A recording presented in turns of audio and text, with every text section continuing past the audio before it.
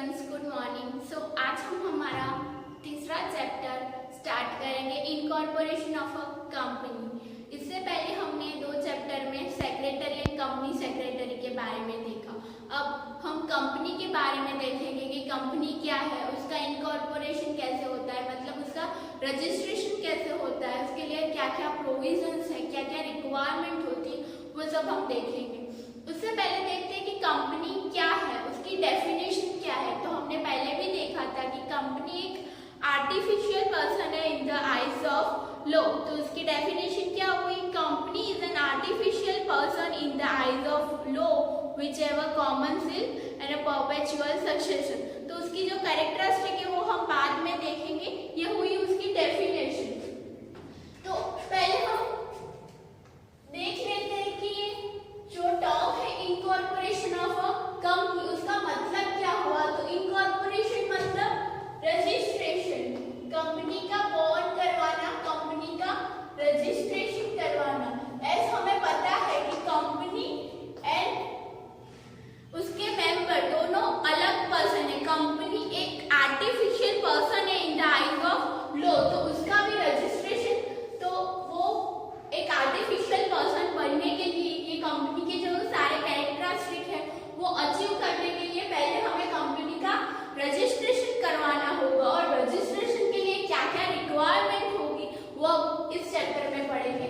और prevailing law है companies act 2013, और उसके पहले कौन सा लॉ था? Companies act 1956। तो इस एक्ट में रजिस्ट्रेशन के लिए क्या क्या रिक्वायरमेंट होगी, क्या क्या प्रोविजंस होंगे जो कंपनी को, उसके प्रमोटर्स को उसके रजिस्ट्रेशन के लिए फुलफिल करवाने होंगे, वो सब हम इस लॉ में लिखा होगा। पहले 1956 था, बट अभी प्रिवेलिंग लॉ कौन सा है? Companies act 2013। तो वहां पे सारे प्रोविजंस दिए गए होंगे, उसे फुलफिल करवाना होगा। वो सारे स्टेप्स प्रोसीजर फुलफिल करने के बाद कंपनी का रजिस्ट्रेशन होगा। तो देखते हैं कि कंपनी का बॉन्ड कैसे हुआ, ये वर्ड कहाँ से आया। तो पहले था सोल प्रोप्राइटरशिप, उसके बाद आया पार्टनरशिप, और उसके बाद कंपनी, ये सारे फॉर्म्स जो है फॉर्म्स ऑफ ऑर्गेनाइजेशन है। ऑर्गेनाइजेशन का मतलब क्या होता है? जहां ग्रुप ऑफ पीपल मिलके कोई एक गोल के लिए वर्क करते हैं। ग्रुप ऑफ पीपल मिलके एक गोल के लिए वर्क करते हैं, उनका गोल एक होता है, वो जो काम करते हैं वो एक गोल के लिए करते हैं, तो वो हुआ ऑर्गेनाइजेशन। तो ये सारे फॉर्म्स है ऑर्गेनाइजेशन के। पहले प्रिवेलिंग था सोल प्रोप्राइटरशिप। तो सोल प्रोप्राइटरशिप क्या होता है कि जहां पे ओनर एक होता है, एक ओनर होता है, सारी हैंडलिंग वो खुद करता है, उसकी लायबिलिटी भी अपनी होती है। कोई लॉस होता है तो वो उसे ही क्लैरिफाई करना होगा। तो सारी रिस्पॉन्स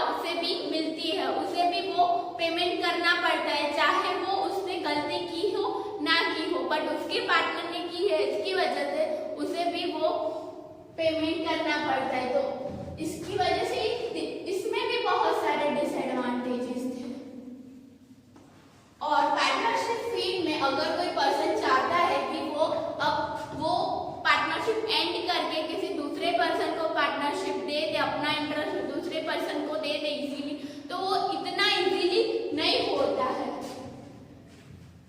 और सोल प्रोप्राइटरशिप में इतने रूल्स एंड रेगुलेशन नहीं होते कि रजिस्ट्रेशन करवाना पड़े और ऐसा कुछ, वहां पे इजीली बिजनेस रन कर सकते हो आप। वाइल पार्टनरशिप फर्म में कौन सा एक्ट है?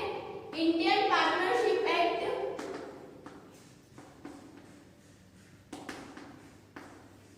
1932, ये एक्ट प्रिवेलिंग है, उसमें रूल्स एंड रेगुलेशन होंगे, इस तरह से ये वर्क करेगी फिल्म।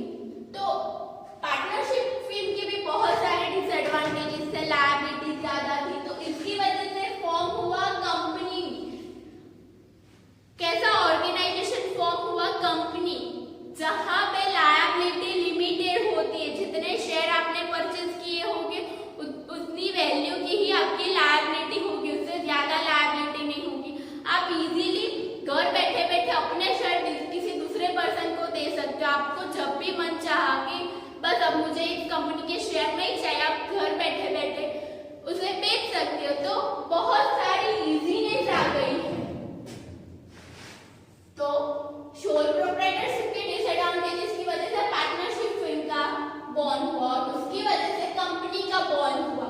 तो अब हम देखेंगे कि कंपनी है क्या। तो कंपनी की डेफिनेशन क्या होगी कि under companies act 2013, company means a business or organisation incorporated under the companies act 2013 or any other previous laws. तो जो भी बिजनेस इनकॉर्पोरेट मतलब रजिस्टर हुआ होगा कंपनीज एक्ट 2013 के अंदर, उसे हम कंपनी बोलेंगे। और आपके समझने के लिए इफ कंपनी की डेफिनेशन हम देखें तो company is an artificial person which have a common seal, एक कॉमन सिग्नेचर होगी, एक कॉमन गोल होगा, और which have a common seal and perpetual succession, मतलब वो लॉन्ग टर्म के लिए एग्जिस्ट करती है, उसके मेंबर को कुछ भी हो तो वो कंपनी को अफेक्ट नहीं करेगा। तो ये कैरेक्टरिस्टिक हम वन बाय वन देखेंगे तो आपको समझ में आएगा कि कंपनी एक्चुअली है क्या।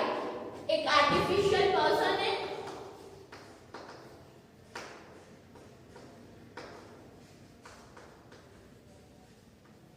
और उसके बहुत सारे बेनिफिट्स है compare to partnership and sole proprietorship. तो वन बाय वन हम उसके कैरेक्टरिस्टिक देखते जाएंगे तो आप लोगों को समझ में आएगा कि उसके बेनिफिट कैसे हैं।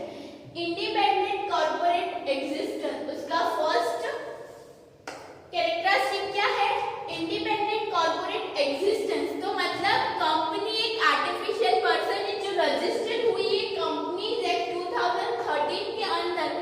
वो एक खुद पर्सन है, एक पर्सन की तरह वर्क करती है, उसका नेम होता है, कोई दूसरा पर्सन उसे शू कर सकता है, मतलब उस पर कोई केस लगा सकता है, बिकॉज वो एक पर्सन की तरह ही वर्क करेगी, उसका खुद का नेम होगा, खुद की सिग्नेचर होगी, बट एक आर्टिफिशियल पर्सन होगा।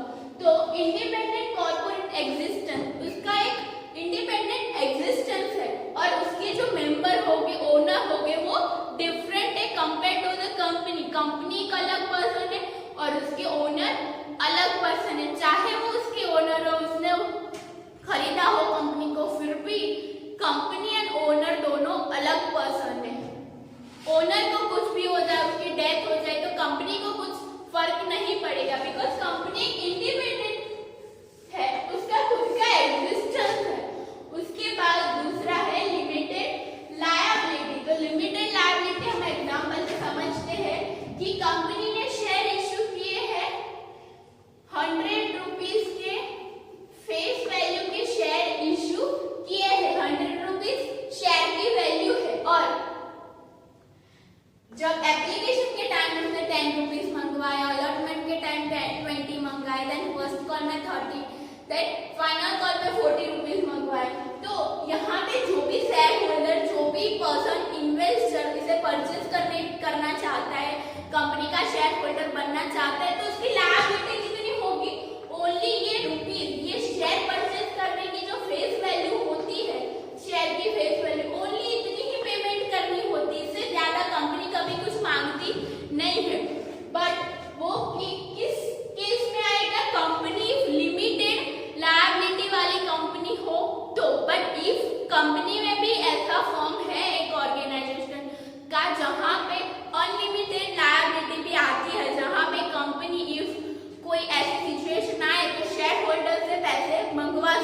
बट इफ कंपनी लिमिटेड हो तो फिर आपकी मतलब कि शेयर होल्डर की रिस्पॉन्सिबिलिटी ओनली ये फेस वैल्यू, शेयर की फेस वैल्यू होगी, उतनी लायबिलिटी होगी। सिर्फ शेयर होल्डर को जितने रुपीस का शेयर परचेज किया है उतना ही पेमेंट करना होगा, उससे ज्यादा कभी कुछ पेमेंट नहीं करना होगा।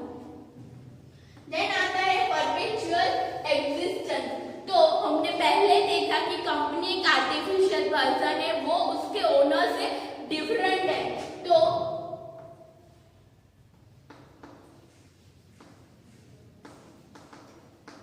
अगर इफ ओनर और मेंबर को कुछ हो जाए, शेयर होल्डर्स को ओनर की डेथ हो जाए, बोर्ड ऑफ डायरेक्टर की डेथ हो जाए, तो उसकी वजह से कंपनी को कोई इफेक्ट नहीं आएगा। कंपनी तो जिस टाइम से इनकॉर्पोरेट हुई है, कंपनी का रजिस्ट्रेशन हुआ है, उस टाइम से उसकी वाइंडिंग अप ना हो तब तक कंपनी चलेगी। जब जिस टाइम पे कंपनी का वाइंडिंग अप हो, हमने देखा कि रजिस्ट्रेशन कैसे होता है, तो कंपनीज एक्ट 2030 में जो प्रोविजन दिए गए होंगे उस वे में उसका रजिस्ट्रेशन होगा। तो अब इफ रजिस्ट्रेशन इस वे में हुआ तो उसकी डेथ भी मतलब कि वाइंडिंग अप मतलब डेथ ऑफ अ कंपनी, तो वाइंडिंग अप भी इस लॉ में जो प्रोविजन दिए होंगे ऐसे होंगे। तो जिस टाइम कंपनी का वाइंडिंग अप होगा उस टाइम कंपनी खत्म हो जाएगी, मतलब कंपनी की डेथ हो जाएगी। But up to death if company में उस टाइम में किसी ओनर की डेथ हो, उसे कोई बीमार हो जाए, तो उससे कंपनी को कोई इफेक्ट नहीं पड़ेगा, बिकॉज वो अलग ही पर्सन है, उसकी अलग ही दुनिया है, ऐसा समझ लो। Then separate property. तो कंपनी एक सेपरेट प्रॉपर्टी है और ओनर ऐसा नहीं है कि ओनर को पर्सनल लाइफ में कुछ प्रॉब्लम आए तो ओनर ने मतलब शेयर होल्डर कंपनी के ओनर होते, तो शेयर होल्डर की पर्सनल लाइफ में कोई प्रॉब्लम चल रही है, घर में कोई प्रॉब्लम चल रही है, तो ऐसा नहीं है कि वो कंपनी की कोई असेट बेच दे और जो पैसे मिले उससे कंपेंसेट कर दे। बट कंपनी एक अलग पर्सन है, उसकी प्रॉपर्टी उसके खुद के नेम पे होती है।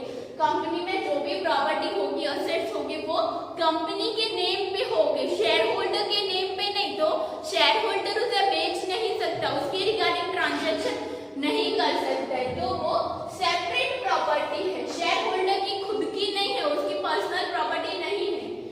ट्रांसफरेबिलिटी ऑफ शेयर, तो एक बहुत बड़ा बेनिफिट है कंपनी का और इससे रेवेन्यू भी गवर्नमेंट बहुत अर्न करती है। वो हम देखते हैं कि कोई शेयर होल्डर अब वो कंपनी का शेयर नहीं चाहता है तो वो इजीली अपने शेयर किसी दूसरे पर्सन को ट्रांसफर कर सकता है, वो भी घर बैठे बैठे। अभी तो डीमैट अकाउंट आ गए तो आप घर बैठे बैठे इजीली शेयर ट्रांसफर कर सकते हो।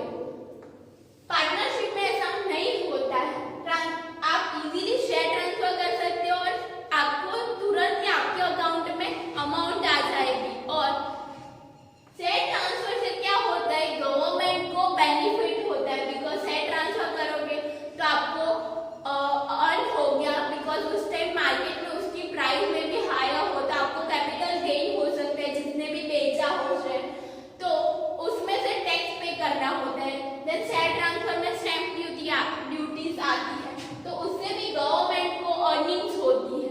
तो शेयर ट्रांसफर एक बहुत बड़ा बेनिफिट है और easily share can be transferred.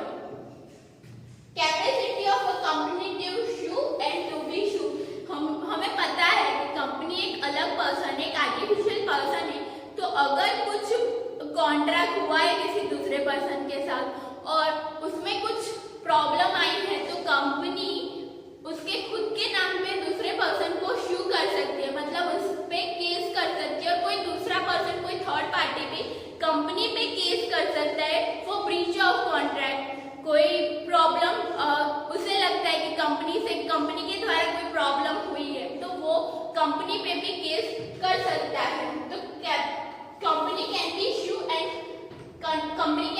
Can be issued.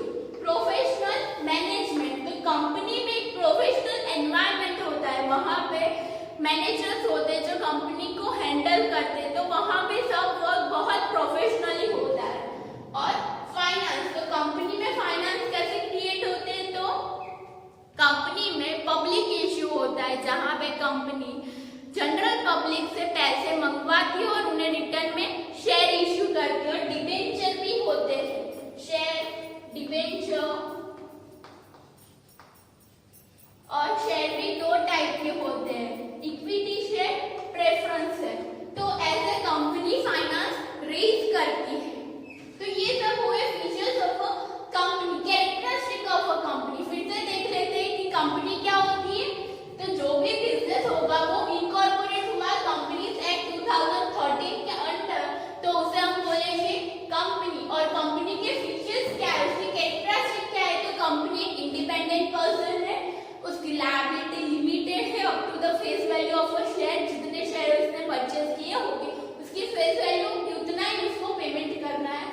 Perpetual existent owner और मेंबर से कंपनी डिफरेंट होगी। ओनर और मेंबर को कुछ होता है तो कंपनी को कोई लेना देना नहीं है, कंपनी तो फिर भी रन करेगी। सेपरेट प्रॉपर्टी, कंपनी की प्रॉपर्टी डिफरेंट होती है, ओनर उसे बेच नहीं सकते अपने नाम पे। Transferability of share, share can be easily transfer in the market. और शेयर की ट्रेडिंग कहाँ होती है? स्टॉक एक्सचेंज में।